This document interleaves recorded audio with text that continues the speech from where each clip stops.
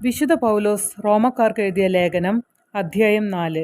അബ്രാഹത്തിൻ്റെ മാതൃക. ആകയാൽ ജഡപ്രകാരം നമ്മുടെ പൂർവ്വപിതാവായ അബ്രാഹത്തെക്കുറിച്ച് എന്താണ് പറയേണ്ടത്? അബ്രാഹം പ്രവൃത്തികളാലാണ് നീതീകരിക്കപ്പെട്ടതെങ്കിൽ അവന് അഭിമാനത്തിന് വകയുണ്ട്, ദൈവസന്നിധിയിൽ അല്ലെന്നു മാത്രം. വിശുദ്ധ ലിഖിതം പറയുന്നത് എന്താണ്? അബ്രാഹം ദൈവത്തിൽ വിശ്വസിച്ചു, അത് അവന് നീതിയായി പരിഗണിക്കപ്പെട്ടു. ജോലി ചെയ്യുന്നവൻ്റെ കൂലി കണക്കാക്കപ്പെടുന്നത് ദാനമായിട്ടല്ല, അവകാശമായിട്ടാണ്. പ്രവർത്തികൾ കൂടാതെ തന്നെ പാപിയെ നീതീകരിക്കുന്നവനിൽ വിശ്വസിക്കുന്നവൻ്റെ വിശ്വാസം നീതിയായി പരിഗണിക്കപ്പെടുന്നു.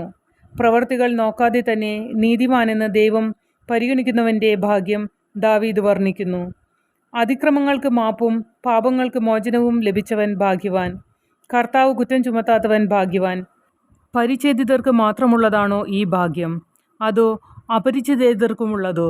അബ്രാഹത്തിന് വിശ്വാസം നീതിയായി പരിഗണിക്കപ്പെട്ടു എന്നാണല്ലോ നാം പറയുന്നത്.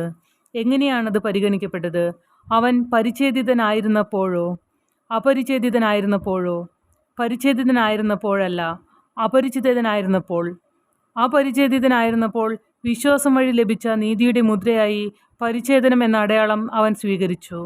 ഇത് പരിച്ഛേദനം കൂടാതെ വിശ്വാസികളായി തീർന്ന എല്ലാവർക്കും അവൻ പിതാവാകേണ്ടതിനും അങ്ങനെ അത് അവർക്ക് നീതിയായി പരിഗണിക്കപ്പെടേണ്ടതിനും ആയിരുന്നു. മാത്രമല്ല, അതുവഴി അവൻ പരിച്ഛേദിതരുടെ പരിച്ഛേദനം ഏൽക്കുക മാത്രമല്ല, നമ്മുടെ പിതാവായ അബ്രാഹത്തിന് പരിച്ഛേദനത്തിന് മുമ്പുണ്ടായിരുന്ന വിശ്വാസത്തെ അനുഗമിക്കുക കൂടി ചെയ്തവരുടെ പിതാവായി. വാഗ്ദാനവും വിശ്വാസവും. ലോകത്തിൻ്റെ അവകാശിയാകും എന്ന വാഗ്ദാനം അബ്രാഹത്തിനോ അവൻ്റെ സന്തതിക്കോ ലഭിച്ചത് നിയമത്തിലൂടെയല്ല, വിശ്വാസത്തിൻ്റെ നീതിയിലൂടെയാണ്. നിയമത്തെ ആശ്രയിക്കുന്നവർക്കാണ് അവകാശമെങ്കിൽ വിശ്വാസം നിരർത്ഥകവും വാഗ്ദാനം നിഷ്ഫലവുമായി തീരും. എന്തെന്നാൽ നിയമം ക്രോധത്തിന് ഹേതുവാണ്, നിയമമില്ലാത്തിടത്ത് ലംഘനവുമില്ല. അതിനാൽ വാഗ്ദാനം നൽകപ്പെട്ടത് വിശ്വാസത്തിൻ്റെ അടിസ്ഥാനത്തിലാണ്. അത് ഒരു ദാനമായിരിക്കുന്നതിനും അങ്ങനെ അബ്രാഹത്തിൻ്റെ എല്ലാ സന്തതിക്കും, നിയമം ലഭിച്ച സന്തതിക്കു മാത്രമല്ല അബ്രാഹത്തിൻ്റെ വിശ്വാസത്തിൽ പങ്കുചേരുന്ന സന്തതിക്കും ലഭിക്കുമെന്ന് ഉറപ്പുണ്ടായിരിക്കുന്നതിനും വേണ്ടിയാണ്. അവൻ നമ്മളെ എല്ലാവരുടെയും പിതാവാണ്. ഞാൻ നിന്നെ അനേകം ജനതകളുടെ പിതാവാക്കിയിരിക്കുന്നു എന്ന് എഴുതിയിരിക്കുന്നുവല്ലോ. മരിച്ചവർക്ക് ജീവനും അസ്തിത്വമില്ലാത്തവയ്ക്ക് അസ്തിത്വവും നൽകുന്നവൻ്റെ മുമ്പിൽ അവൻ വിശ്വാസമർപ്പിച്ച ദൈവത്തിൻ്റെ സന്നിധിയിൽ ഉറപ്പുള്ളതായിരുന്നു ഈ വാഗ്ദാനം. നിന്റെ സന്തതി ഇപ്രകാരമായിരിക്കും എന്ന് പറയപ്പെട്ടിരുന്നതനുസരിച്ച് താൻ അനേകം ജനതകളുടെ പിതാവാകുമെന്ന് പ്രതീക്ഷയ്ക്ക് സാധ്യതയില്ലാതിരുന്നിട്ടും പ്രതീക്ഷയോടെ അവൻ വിശ്വസിച്ചു.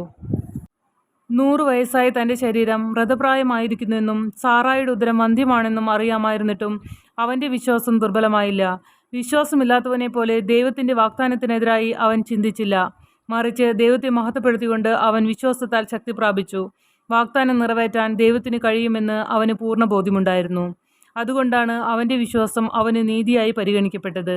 അവന് അത് നീതിയായി പരിഗണിക്കപ്പെട്ടു എന്നെഴുതിയിരിക്കുന്നത് അവനെ സംബന്ധിച്ചു മാത്രമല്ല, നമ്മെ സംബന്ധിച്ചു കൂടിയാണ്. നമ്മുടെ പാപങ്ങളുടെ മോചനത്തിനായി മരണത്തിന് ഏൽപ്പിക്കപ്പെടുകയും നമ്മുടെ നീതീകരണത്തിനായി ഉയർപ്പിക്കപ്പെടുകയും ചെയ്ത നമ്മുടെ കർത്താവായ യേശുവിനെ മരിച്ചവരിൽ നിന്ന് ഉയർപ്പിച്ചവനിൽ വിശ്വസിക്കുന്ന നമുക്കും അത് നീതിയായി പരിഗണിക്കപ്പെടുന്നു.